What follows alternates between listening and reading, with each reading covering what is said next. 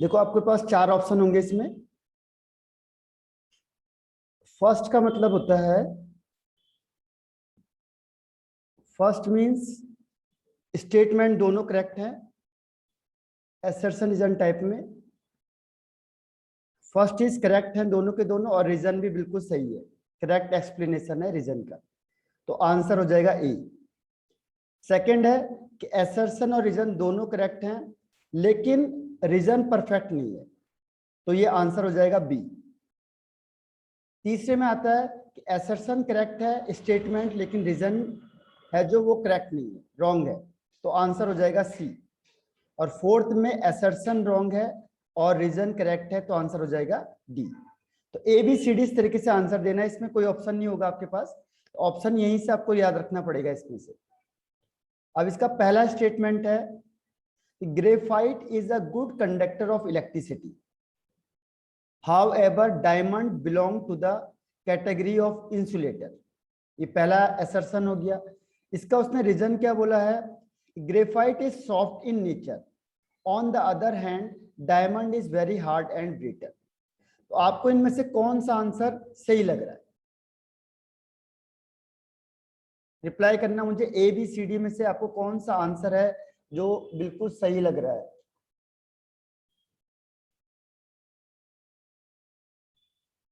Okay Hemant, इसके अलावा कोई और आंसर? ट्राई करो, जो भी है गलत और सही से क्या मतलब नहीं है, पहले ट्राई करना है। अंबिका ओके,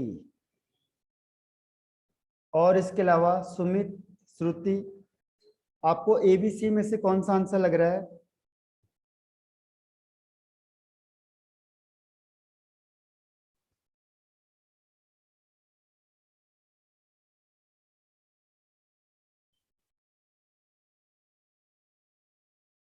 नो रिप्लाई, चलो मैं बता देता हूं। ओके श्रुति और सुमित,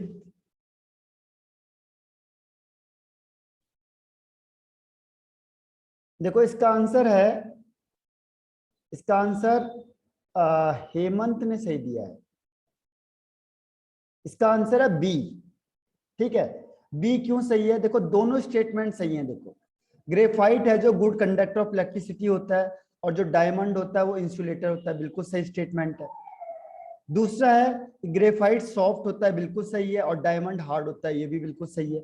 ठीक है, अब ये परफेक्ट रीजन नहीं है। क्यों रीजन नहीं है? तो ग्रेफाइट गुड कंडक्टर क्यों होता है, क्योंकि जो ग्रेफाइट का स्ट्रक्चर होता है वो इस तरीके से होता है, आपने क्लास 10th में पढ़ा होगा ये। ठीक है, इसमें क्या होता है, एक बॉन्ड, एक इलेक्ट्रॉन इसका फ्री हो जाता है। इसमें 3 बॉन्ड ही बनते हैं बस, इसका जो मेन बॉन्ड है वो 3 बॉन्ड बनते हैं ग्रेफाइट में। ठीक है, तो ग्रेफाइट के केस में क्या होता है, 3 बॉन्ड ही बन पाते हैं उसमें, और जो एक इलेक्ट्रॉन होता है वो फ्री हो जाता है। तो because of free electron structure की वजह से, जो हेक्सागोनल स्ट्रक्चर होता है ग्रेफाइट का, उसकी वजह से क्या होता है, उसमें इलेक्ट्रॉन फ्री हो जाता है, और इस इलेक्ट्रॉन के फ्री होने से वो इलेक्ट्रिसिटी को कंडक्ट करता है। जबकि डायमंड में कोई भी इलेक्ट्रॉन फ्री नहीं होता, क्योंकि डायमंड का स्ट्रक्चर होता है टेट्राहेड्रल। तो डायमंड होता है, इसका स्ट्रक्चर कैसा होता है, टेट्राहेड्रल। तो यहाँ पे कोई भी फ्री इलेक्ट्रॉन नहीं है, और टेट्राहेड्रल होने की वजह से क्या होता है, नो फ्री इलेक्ट्रॉन, क्योंकि चारों के चारों इलेक्ट्रॉन बाउंडेड होते हैं, इसीलिए डायमंड इंसुलेटर होता है, जबकि ग्रेफाइट गुड कंडक्टर होता है। तो इसीलिए इसका आंसर हो जाएगा बी। तो पहले का आंसर है बी। ध्यान रखना, आपको इसको लॉजिकली स्ट्रॉन्ग बनना पड़ेगा आपको। Question number second, total number of atom present in the simple unit cell is 1, total number of atom. Second is simple cubic unit cell has atom at its corner and each of which is shared between 8 adjacent unit cell. अब बताओ इसमें से ए और B. Hemant okay, इसके अलावा कोई answer? सोचो जरा, ये थिंकिंग लेवल है। अब यहां से ही क्या होंगे, डिफरेंशिएट हो जाएगा स्टूडेंट में, असर्शन रीजन डिफरेंशिएट कर देगा, क्योंकि इसमें वही स्टूडेंट कर सकता है जो लॉजिकली स्ट्रांग होगा, अदरवाइज आप नहीं कर पाओगे इसे। असर्शन रीजन को केवल वही कर पाएगा। ओके श्रुति, यामिनी, और इसके अलावा कोई आंसर? असर्शन रीजन और केस स्टडी बेस में ही डिफरेंशिएट हो जाएगा स्टूडेंट का, क्योंकि यहाँ पे आपको 4 ऑप्शन है लेकिन लॉजिकली स्ट्रॉन्ग बनना पड़ेगा। इसके अलावा कोई आंसर? सुमित?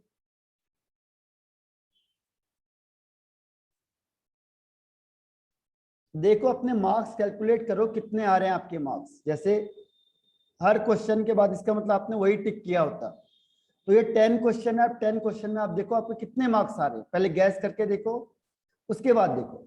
तो इसका आंसर जो ए बताया वो बिल्कुल सही बताया, तो अब की बार सबने इसका ए आंसर बताया जो बिल्कुल सही है, क्योंकि सिंपल यूनिट सेल में एक एटम होता है, बिल्कुल सही बात है। और एक एटम क्यों होता है? क्योंकि जो कॉर्नर होता है, एक कॉर्नर होता है वो 8 यूनिट सेल को शेयर करता है, यानी कि एक कॉर्नर में 1/8 एटम हो जाते हैं, 1/8 एटम इन वन कॉर्नर। और हमारे पास 8 कॉर्नर होते हैं, तो टोटल नंबर ऑफ एटम कितने हो जाएंगे? 1। ठीक है, इसीलिए क्या है ये जो 2 है उसका आंसर कौन सा हो गया? 1 इज द राइट आंसर, ए। ठीक, अब question number 3, coordination of number of square close packing in 2 dimensional is 6। बहुत ध्यान से पढ़ना है इसे। देखो स्क्वायर क्लोज पैकिंग 2D में याद करो आप लोग, 2D में पढ़ा था आपने। 2D में कौन कौन से थे? एक था स्क्वायर क्लोज पैकिंग और एक था हेक्सागोनल क्लोज पैकिंग, ये दोनों हैं। तो अब आपको ये बताना है कि उसमें कोऑर्डिनेशन नंबर क्या 6 था। और सेकंड वो कह रहा है इसमें कि जो स्क्वायर क्लोज पैकिंग है, each spare is in contact with 4 it's neighbours, अपने 4 नेबर के कांटेक्ट में रहता है। तो आप कौन से आंसर को टिक करोगे? ओके हेमंत। इसके अलावा कोई आंसर और? ओके श्रुति।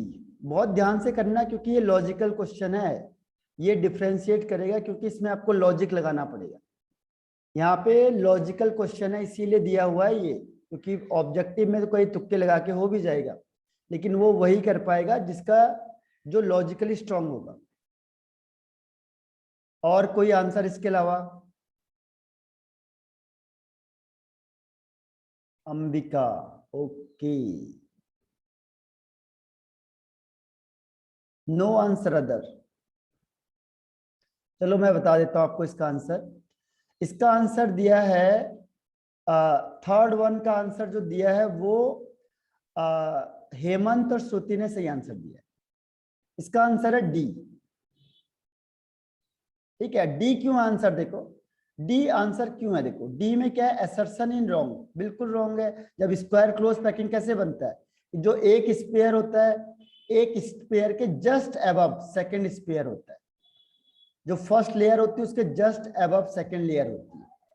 तो बिल्कुल सही है, इसका कोऑर्डिनेशन नंबर 6 नहीं होगा बल्कि 4 होगा। यहां से आप कैलकुलेट करोगे 1 2 3 एंड 4, तो इसका कोऑर्डिनेशन नंबर कितना हो जाएगा? 4 हो जाएगा। तो बिल्कुल सही बात है। तो ये 6 जो स्टेटमेंट का है इसने तो गलत हो गया, लेकिन दूसरा स्टेटमेंट सही हो गया। देखो क्यों? क्योंकि स्क्वायर क्लोज पैकिंग में each spare is in contact with 4 it's neighbour, ये देखो 4 नेबर में तो है ही ये, तभी तो इसे स्क्वायर कह रहे हैं हम लोग। ये 4 नेबर वाला है, इसीलिए सेकंड स्टेटमेंट यानी रीजन करेक्ट है, लेकिन असर्शन रॉन्ग है। तो ये कौन सा आंसर हो गया? D is the correct answer. अब question number 4, total number of octahedral void present in unit cell of cubic close packing including the one that is present at the body center is 4. Beside the body center there is one octahedral white present at the center of each of the 6 faces of the unit cell, and each of which is shared between 2 adjacent unit cell. अगर ये meaning आपको समझ में आ गया होगा इसका, fourth वाले का मैं इसका साइज बड़ा कर देता हूं, आपको दिखेगा क्लियर। ठीक है, तो आप इसको रिप्लाई करो फोर्थ वाले को।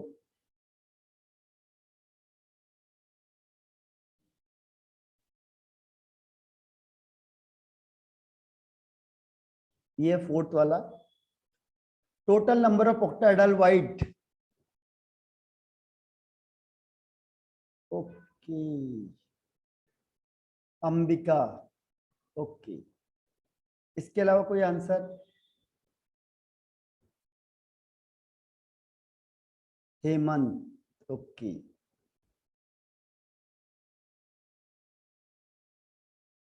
और कोई रिप्लाई करके देखो, ट्राई करो, कौन सा आंसर है जिसपे आपका यही क्वेश्चन आ जाए, तो किस आंसर पे आप टिक लगाओगे?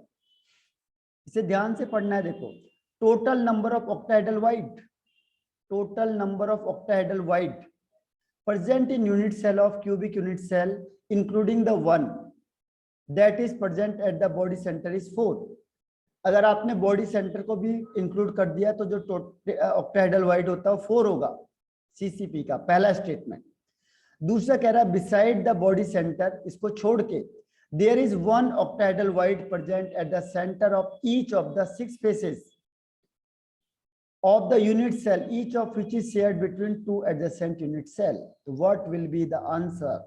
आंसर इसका उसने सही बताया है, क्या नाम है, अंबिका ने इसका आंसर सही बताया। आंसर इज सी। सी मतलब क्या हुआ, assertion is right but reason is wrong।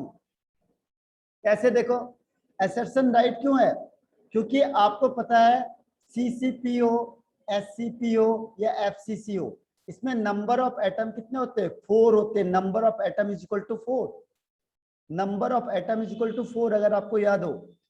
FCC हो, SCP हो, CCP हो, इन ऑल केसेस, और जितने नंबर ऑफ एटम होंगे, जितने नंबर ऑफ एटम होते हैं उतने ही क्या होते हैं, नंबर ऑफ ऑक्टाहेड्रल वाइट, दोनों सेम होते हैं। जितने नंबर ऑफ एटम होंगे उतने ही ऑक्टाहेड्रल वाइट होंगे, इसीलिए number of octahedral white is 6 included all, यानी पहला स्टेटमेंट सही है। सेकंड स्टेटमेंट कह रहा है बिसाइड द बॉडी सेंटर, अगर आप बॉडी सेंटर को छोड़ दो तो बॉडी सेंटर में 1 रखा हुआ है, तो बाकी कितने हो जाएंगे, 3 हो जाएंगे। अगर 1 को आपने छोड़ दिया, क्योंकि टोटल 4 थे, अब बॉडी सेंटर में आप 1 पूरा रखोगे तो बाकी कितने बच गए, 3 बच गए। कह रहा है कि eight the centre of each 6 faces, अगर आपने ईच 6 फेसेस में देखा यूनिट सेल के, each of which is shared between 2 adjacent atom, ये हो गया रॉन्ग, क्योंकि 2 क्यों होगा, ऑक्टाहेड्रल वाइट है, तो ऑक्टाहेड्रल वाइट क्या होगा, 6 स्क्वायर से शेयर्ड होगा या सराउंडेड होगा, तो ये जो 2 स्टेटमेंट लिखा है वो गलत लिख दिया इसने, तो ये स्टेटमेंट क्या हो गई, रॉन्ग हो गई।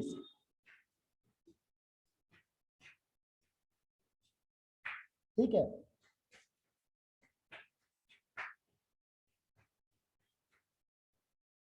और वैसे भी देखो, अगर ये बॉडी सेंटर को छोड़ के अगर आप एज सेंटर में देखते हो, तो देखो एज सेंटर की जहां तक बात है उसमें क्या होगा, एज सेंटर में कितने कॉर्नर है, ये देखो एक कॉर्नर ये लगा है, एक कॉर्नर ये लगा है, उसके अलावा कितने फेस होंगे, 4 फेस होंगे, एक फेस, दूसरा फेस, तीसरा और चौथा, तो 4 फेस होंगे।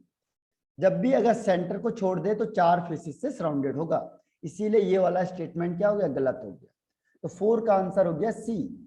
अब 5th का आंसर, जो नहीं आएगा उसे रिपीट लिख देना, मैं आपको दोबारा समझा दूंगा।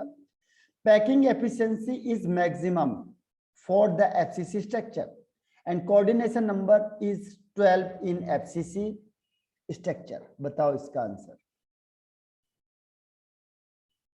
ओके अंबिका, इसके अलावा और कोई आंसर? हाँ यामिनी, श्रुति, ओके। देखो तुम लोग को ट्राई करते जाना है, हेमंत, और इसके अलावा सुमित,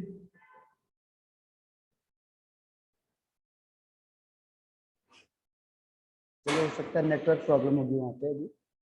तो इसका आंसर है, इसका आंसर 2 ने दे दिया सही, और वो 2 हैं यामिनी एंड अंबिका। देखो स्टेटमेंट दोनों राइट है। पैकिंग एफिशिएंसी मैक्सिमम कब होगी, पैकिंग एफिशिएंसी मैक्सिमम होती है एफसीसी के लिए, बिल्कुल सही है। एफसीसी में पैकिंग एफिशिएंसी 74% होता है एफसीसी में, बीसीसी में होता है 68%, और सिंपल यूनिट सेल में होता है 52.4%। पहला स्टेटमेंट।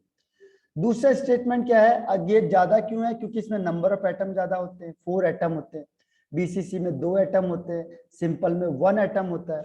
ठीक है, इसीलिए ये क्या होता है, इसकी एफिशिएंसी सबसे ज्यादा मैक्सिमम होती है। ठीक है, ए भी हो सकता था आंसर, लेकिन उसमें क्या था, कोऑर्डिनेशन नंबर जितना ज्यादा होगा उतना कोऑर्डिनेशन नंबर ज्यादा होगा तो पैकिंग एफिशिएंसी भी ज्यादा होगी। तो ये भी रॉन्ग नहीं है, लेकिन स्टेटमेंट दोनों राइट है, बट करेक्ट एक्सप्लेनेशन नहीं हो पा रहा। इसीलिए क्या हुआ, जो आंसर है वो इसका है B. Question number 6, semiconductor are solids with conductivity in the intermediate range from 10 की पावर -6 से 10 की पावर -4 पर ओम पर सेंटीमीटर। सेकेंड है इसमें, second one is intermediate conductivity in semiconductor is due to partially filled valence bond, due to partially filled valence bond. अब आपको ये बताना है कि ये स्टेटमेंट राइट है या रॉन्ग है, मतलब एबीसीडी में से कौन सा आंसर होगा, एबीसीडी में से, एबीसीडी में से।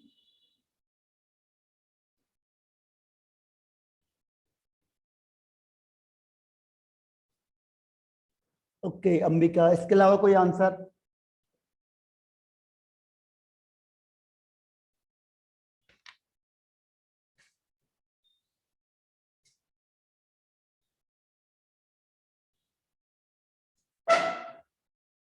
हेमंत, अंबिका, हेमंत, और कोई आंसर? देखो अभी ट्राई करो, जैसे भी होगा कोई बात नहीं, गलत और सही होते रहते हैं, पर जो गलती करी है, assertion is incorrect and reason is correct. Okay, यानी कि ओके यामिनी, इसके अलावा?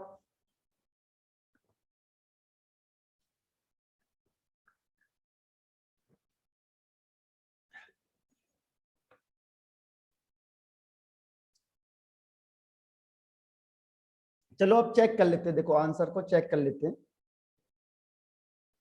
क्वेश्चन क्या कहा इसने, conductor, semiconductor are solids with conductivity in the intermediate range. ये रेंज आपको शायद लिखाई होगी या ना लिखाई होगी, पर ये रेंज जो है वो सही है। ठीक है, कंडक्टिविटी में 3 होते हैं, पहला जो कंडक्टर होता है उसकी सबसे ज्यादा होती है, फिर सेमी कंडक्टर की मिडिल वाली होती है, और फिर इंसुलेटर की बहुत कम होती है। ठीक है, और सेकंड इसमें आता है इंटरमीडिएट कंडक्टिविटी का रीजन क्या है, वो कहता है कि intermediate conductivity in semiconductor is due to partially filled valence band, जो कि गलत है। अकॉर्डिंग टू वैलेंस बैंड क्या होता है कि यहाँ पे कंडक्शन बैंड होता है और यहाँ पे होता है वैलेंस बैंड। तो अगर इन दोनों के बीच में क्या होता है, स्मॉल गैप होता है, तो उसे कहते हैं सेमीकंडक्टर। अगर इन ये क्या हो गया, जो गैप होगा small forbidden gap, small energy gap between conduction band and valence band, अगर जो कंडक्शन बैंड होता है और वैलेंस बैंड के बीच में जो स्मॉल गैप होगा, small energy gap, small energy gap होगा किसके बीच में, सेमी कंडक्शन बैंड और वैलेंस बैंड के बीच में, तो उसे कहते हैं सेमीकंडक्टर। ठीक है, इसीलिए जबकि इसने क्या किया, पार्शली फील्ड से हमें कोई मतलब नहीं है, हमें किससे मतलब है, एक तो वैलेंस बैंड है और जो कंडक्शन बैंड है। अगर इसके बीच का गैप बहुत ज्यादा है तो इंसुलेटर हो गया, अगर मीडियम है तो सेमीकंडक्टर हो गया, और अगर कम है बहुत या ओवरलैप कर रहे तो कंडक्टर हो गया। तो जो बैंड थ्योरी होती है वो इसी पे काम करती है, इसीलिए जो सेकंड स्टेटमेंट है रीजन, वो क्या हो गया, गलत हो गया। तो second is wrong but assertion is right. तो इसका आंसर हो जाएगा सी। इसका आंसर दिया था अंबिका ने, सही दिया था इसका आंसर। ठीक है, अब question number 7, Schottky defect is generally shown by the compound which have high coordination number. Second, in Schottky defect, equal number of cation and anion are missing from the lattice site. बताओ आप किस पे click करोगे, आप ए पे, ए B C D, ये याद कर लो आप, क्योंकि वहां जाके आपको एकदम से ए बी सी डी पे क्लिक करना होगा। अभी से याद कर लो, ए क्या है, बी क्या है, सी क्या है, डी क्या है।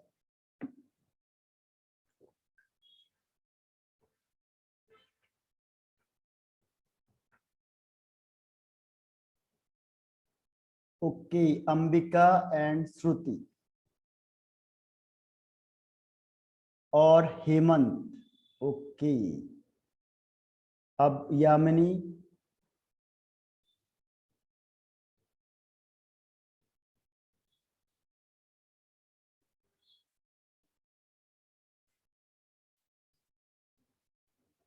हाँ यामिनी, जो 6 का आंसर है वो है सी आंसर। 6 का सी था, 7 का आपको बताना। 6 का आंसर है C. assertion is correct but reason is wrong. तो 6 का आंसर है सी और 7 का आंसर है यू हैव टू। चलो अब मैं आंसर आपको बता देता हूं। अच्छा, लास्ट किसका था? हाँ, आंसर 7 का आंसर है सी। 7 का आंसर भी क्या है, सॉरी 7 का आंसर है बी। 7 का आंसर क्या है, बी है। बी क्यों है? क्योंकि शॉर्ट की डिफेक्ट कौन शो करते हैं? जिसका कोऑर्डिनेशन नंबर हाई होता है। और शॉर्ट की डिफेक्ट होता क्या है कि जब इक्वल नंबर ऑफ कैटायन और anion are missing.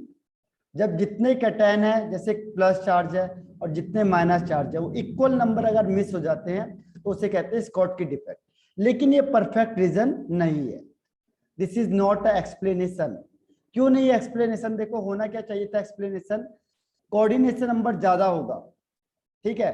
Coordination number ज्यादा होने का मतलब क्या हुआ कि ज्यादा नंबर ऑफ एटम्स पे कांटेक्ट में आ रहे हैं। तो आप देखो, अगर ये स्मॉल साइज है तो क्या होगा, कोऑर्डिनेशन नंबर इसका कम होगा, क्योंकि पॉसिबिलिटी नहीं है इसके पास जुड़ने की ज्यादा। इसका मतलब इसका साइज क्या होगा, बड़ा होगा, ठीक है। इसीलिए ये हाई कोऑर्डिनेशन नंबर को शो करता है। तो शॉर्ट की डिफेक्ट में, क्योंकि हमने अभी कहा था इसमें एक का साइज, दोनों का साइज क्या होगा, लगभग बराबर होता है। शॉर्ट की डिफेक्ट में क्या होता है, शॉर्ट की डिफेक्ट में दोनों का साइज, कैटायन और एनायन का साइज बराबर होता है। इसीलिए क्या होता है, large number of coordination number आता है, क्योंकि ये बड़ा है तो इसमें लार्ज नंबर ऑफ इसके सराउंडेड में अटैच हो जाएंगे, इसीलिए इनका हाई कोऑर्डिनेशन नंबर होता है, ठीक है। तो ये दोनों के दोनों आंसर करेक्ट है, एसर्शन भी करेक्ट है और रीजन भी करेक्ट है। लेकिन होता क्या है इसमें कि ये परफेक्ट एक्सप्लेनेशन नहीं है, इसीलिए आंसर इज बी। 6 का आंसर है सी। अब बताओ यहां तक में पहले कोई डाउट किसी को? Any doubt? No sir. Okay, अब ये परफेक्ट करने आपने आप क्वेश्चन आंसर कर नहीं रहे हो। आपको मैंने क्वेश्चन दिए थे इससे भी, 99 क्वेश्चन तक दिए थे, लेकिन अभी आपने भेजा नहीं हो करके। जब तक आप खुद नहीं करोगे तब तक जो चांसेस है वो कम हो जाएंगे। खुद एफर्ट करोगे तो आपके चांसेस बढ़ जाएंगे।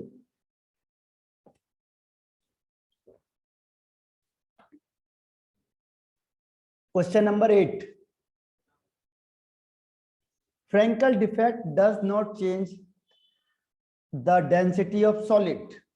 और सेकंड इसका रीजन क्या है, वो कहता है कि in Frenkel defect smaller ion usually cation is dislocated from its normal site to the interstitial site.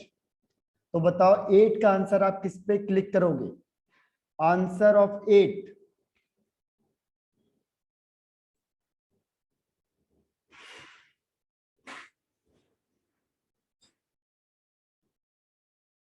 कौन सा क्वेश्चन पूछा था आपने यामिनी? दो, अच्छा चलो वो मैं बता दूंगा अभी आपको, 2 क्वेश्चन के आंसर मैं बता दूंगा। अभी बताओ हेमंत, हाँ हाँ समझ गया मैं, हेमंत। ओके, और इसके अलावा कोई आंसर? अंबिका, इसके अलावा Shruti and Yamini, Sumit. Sir both are correct. Both are correct. तो what is A and B in both cases? both are correct, but this second is the perfect reason of assertion, yes or no? Reason is perfect or not? Yes, sir. Yes, means answer is A. Yes, sir. Okay. Okay, Shruti and Yamini, Shruti and Ambika. Okay, Hemant. Answer A is right, this is the perfect reason. जो Frenkel defect होता है उसमें density change नहीं होती, बिल्कुल सही है, क्योंकि फ्रैंकल डिफेक्ट होता है क्या, देखो जैसे आपने ये बनाया, इसमें जो प्लस चार्ज होता है, ये प्लस चार्ज क्या होता है, कहीं जाता नहीं है, मिसिंग नहीं होता, जैसे स्कॉटकी में होता है कि मिसिंग हो गया, यहाँ पे मिसिंग नहीं होगा, ये यहाँ से निकल के कहाँ आ जाएगा, इंटरस्टिशियल साइट में आ जाएगा। तो जब ये कहीं गया ही नहीं, वहां से खिसक के दूसरी जगह पे आ गया, तो डेंसिटी कहाँ से चेंज होगी, तो यही इसका क्या है, रीजन है। ठीक है, तो रीजन भी परफेक्ट है और असर्शन भी राइट है। A is the right answer of 8।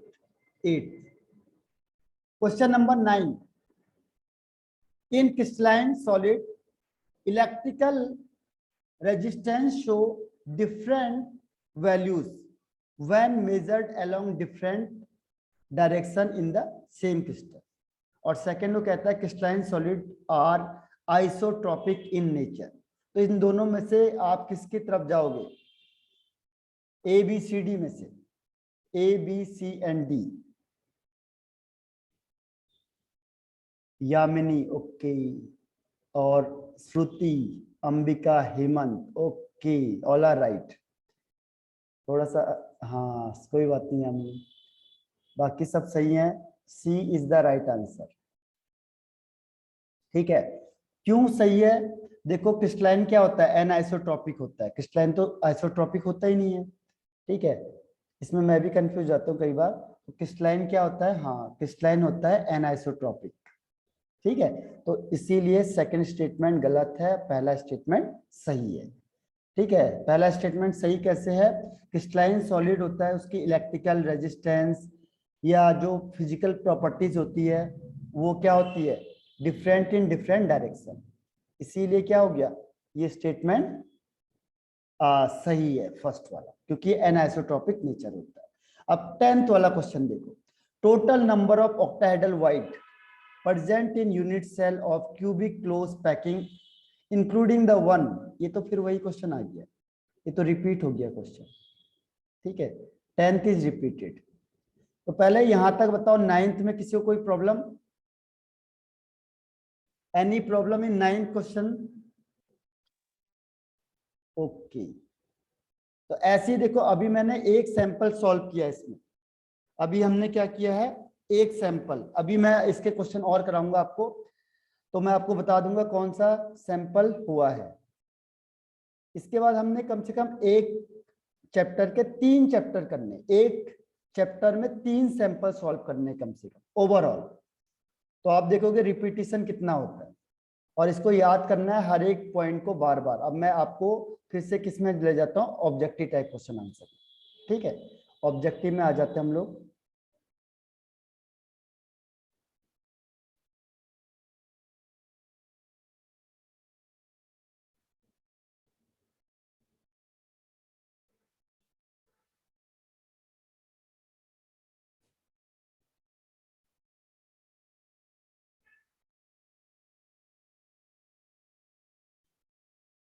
अब यहाँ पे था क्वेश्चन नंबर 60 और 61 भी पूछा था किसी ने मुझसे, तो उसका भी आंसर मैं बता देता हूँ। ठीक है, 60 एंड 61 का आंसर। यहाँ तक अगर किसी को कोई दिक्कत, तो मैंने आपको ये क्वेश्चन पूरे 90 तक भेजे हुए हैं, 99 तक ये पूरे सॉल्व करने। कल case study based question answer करेंगे, तो एक सैंपल हमारा फिनिश हो जाएगा। फिर मेरे पास अरिहंत है और ये ओसवाल है, 2-3 और हैं जो स्टैंडर्ड के हैं। अगर ये आप कंप्लीट करोगे तो इससे बाहर का कोई भी क्वेश्चन नहीं आने का। ठीक है, 2-3 में से इसका अच्छी तरह से कर लेना। देखो CSBR है, BCC है, यूनिट सेल भी दिया हुआ है आपको। ठीक है, और एटॉमिक मास भी दे दिया है आपको। डेंसिटी पूछा है, तो डेंसिटी का फॉर्मूला अप्लाई करना है, density is equal to Z into M upon A cube into Na। अब डेंसिटी तो आपको निकालनी है, जेड कहां से पता चलेगा, देखो हिंट दे दिया उसने बीसीसी, तो बीसीसी में नंबर ऑफ एटम कितने होते हैं 2, तो यहाँ पे लिख देंगे 2 into molar mass, molar mass दोनों का करना है आपने, देखो CSBr इनका दोनों का प्लस करना है, 333 प्लस 80 यानी हो जाएगा 3, 8 प्लस 3 11 और 1 प्लस 1 2, तो 213, तो 213 upon edge length, edge length देखो किसमें दिया हुआ है, यही चीज होती है जो आंसर चेंज करती है, देखो ये पिकोमीटर में है और यहाँ पे दिया है सेंटीमीटर में, तो you have to change the picometre into centimetre, 10 की पावर -10 सेंटीमीटर, ठीक है। अब इसको वैल्यू को पुट कर दो, बाकी सारी वैल्यू मिल गई आपको, 2 इंटू 213 अपॉन 436.6 इंटू 10 की पावर -10 का क्यूब इंटू एवोगैड्रो नंबर। अब ये तो आपको सॉल्व करना पड़ेगा क्योंकि बहुत टाइम लगेगा इसमें, तो ये सॉल्व करोगे जो आंसर आएगा दिस इज डेंसिटी, ठीक है। तो डेंसिटी के लिए जो 60 का आंसर है वो आपको ये फॉर्मूला अप्लाई करना है। ओके, तो ये क्लियर हो गया। हाँ चलो ठीक है, 61 एंड 62, 61 बता देता हूं मैं, 61 में क्या है, देखो x एंड y दो एलिमेंट है, मैंने आपको कहा है कि क्वेश्चन लगभग 100% आएगा, ऐसा क्वेश्चन 100%। x एंड y है और इसमें जो x होता है वो कहाँ रखा हुआ है, कॉर्नर पे रखा हुआ है। अच्छा 61 आता है, ओके चलो फिर तो 61 आता है तो 62 पे चले जाते हैं। 62, अच्छा 62 आपके कोर्स में नहीं है इसीलिए नहीं आया आपको, ये 62 है जो ये मेंस लेवल में पूछा जाता है, आपके पास ये वाला SCP का नहीं है इसलिए मैंने आपको हटा भी दिया था। 62 का ये नहीं आता है, इसमें थोड़ी सी कॉम्प्लिकेशन होती है क्योंकि आपको हेक्सागोनल बनाना होता है, ये मैथ्स वाले स्टूडेंट थोड़ा जल्दी कर देंगे क्योंकि इसमें हेक्सागोनल होता है, ये हाइट आपको निकालनी होती है, इस तरीके से हेक्सागोनल बनता है, इसमें ये हाइट होती है, ये वाली हाइट, ठीक है। इसीलिए एक होता है एज लेंथ, ए होता है इसमें एज लेंथ और सी इसमें होता है ये वाली हाइट, ठीक है। तो ये थोड़ा मेंस लेवल में आ जाता है आपके पास, ये बुक में दे दिया है लेकिन ये आपके कोर्स से हटा दिया है, ये कोर्स में नहीं आता, इवन नीट में भी नहीं है, ये मेंस लेवल में पूछा जाता है आपसे, ठीक है। तो इसीलिए इसको टाइम टेकिंग भी और आपके पास नहीं है तो मैं भी उसको नहीं बताता आपको। अब इसके अलावा हम लोग कहाँ तक पहुंचे थे लास्ट, बता सकता है कोई क्वेश्चन मुझे, कहाँ तक हम लोग लास्ट पहुंचे थे इसमें। ये 66 भी हो गया था, 67 भी हो गया था, 67 मैंने आपको बता दिया था कि कैसे निकालना है। 67 में क्या होना चाहिए, डी ब्लॉक एलिमेंट होना चाहिए। 67 के बाद 68, 69, 70 में हम लोग पहुंच गए थे शायद, किसी को आइडिया है इसका, 70 से स्टार्ट करते हैं। ये आप लोगों को कंप्लीट करना था आज, फिर आपको डाउट पूछना था मुझसे, लेकिन आप में से किसी ने नहीं किया है, ठीक है। आप करोगे तभी आप पहुंचोगे, देखो अगर आप नहीं करोगे तो फिर आप नहीं पहुंच पाओगे, क्योंकि सेल्फ एफर्ट बहुत इंपॉर्टेंट होता है। हाँ 73 ना, राइट। तो 73 देखो, आप विदाउट सेल्फ एफर्ट नहीं पहुंच सकते हम लोग, ध्यान रखना। मेहनत जितना करोगे आप लोग सीरियसली उतना आपको, ये क्वेश्चन मैंने कहा था ट्रिकी क्वेश्चन है और ऐसे ही क्वेश्चन आपको पूछा हुआ था बोर्ड लेवल में, तो जो हाई लेवल के क्वेश्चन आते हैं उसमें ये वाला क्वेश्चन आ सकता है, क्योंकि ये पूछा हुआ है लगभग 17 के आसपास ये क्वेश्चन पूछा हुआ है, इससे हार्ड है इससे, क्योंकि 17-18 में ही क्वेश्चन पूछा हुआ था, तो ऐसे ही क्वेश्चन था सेम, बस उसमें क्या चेंज था, इसमें पूछ लिया इसने नंबर ऑफ एटम्स इन 100 ग्राम, ये भी मैंने बता दिया था आपको। इसमें लगना था पहले मोल कॉन्सेप्ट, मोल कॉन्सेप्ट क्या होता है, weight upon molar mass is equal to number of atom upon Avogadro number, ठीक है। अब आपको क्या दिया, देखो आपको मोलर मास नहीं दिया हुआ है, केवल ग्राम दे दिया ना, वेट दे दिया आपको, और बोला नंबर ऑफ एटम बताओ, तो यहाँ से number of atom is equal to क्या हो जाएगा, पहले आप मोलर मास की वैल्यू निकाल दो यहाँ से, तो molar mass is equal to क्या होगा, क्रॉस मल्टीप्लाई कर दो, इससे यहाँ ले जाओ, इससे यहाँ ले जाओ, तो वेट इंटू Na अपॉन ये क्या हो जाएगा, अपॉन में चले जाएगा n। अब डेंसिटी का फॉर्मूला यूज कर दो, density is equal to Z into m upon a cube into n a. अब m की वैल्यू को रिप्लेस कर दो यहां से, क्योंकि m तो आपको क्वेश्चन में दिया ही नहीं हुआ है। अगर आप लगाओगे तो बहुत टाइम लगेगा आपको। तो शॉर्टकट मेथड क्या कहता है कि आपको सीधा वैल्यू रख देनी है। वैल्यू से फायदा क्या होगा, देखो वैल्यू से फायदा ये होगा कि आपका जो ये Na है, ये Na से Na क्या होगा, कैंसिल आउट हो जाएगा। ये Na और ऊपर का Na कैंसिल आउट हो जाएगा। तो आपके लिए क्या है, जो प्रोसेस है वो आसान हो जाए। ठीक है, बाकी सारी वैल्यू रख के आप n की वैल्यू निकाल सकते हो। n का मतलब नंबर ऑफ एटम। तो ये मैंने आपको बता दिया था। ठीक है, और यही क्वेश्चन था जो मैंने आपको कहा था, यही क्वेश्चन आपका पूछा हुआ है। अब नेक्स्ट देखो 74 में आयनिक solid with Schottky defect contain in their structure. Ionic solid with Schottky defect contain in their structure equal number of cation and anion vacancy, interstitial anion and anion vacancy, cation vacancy only, या cation and interstitial vacancy। बताओ इसमें से कौन सा answer होगा 74 का। 74 ये तो बहुत आसान सा क्वेश्चन है। ठीक है, ये तो सबको आना चाहिए। शॉर्टकी डिफेक्ट अभी बताया था होता क्या है। Okay, Shruti, Hemant, Yamini and Ambika, what is the answer. Answer तो बहुत आसान है इसका, ये हाई लेवल में नहीं जाता, ये सिंपल में आता है question. A is the right answer. Schottky defect में क्या होता है, equal number of cation and anion are missing from the lattice side.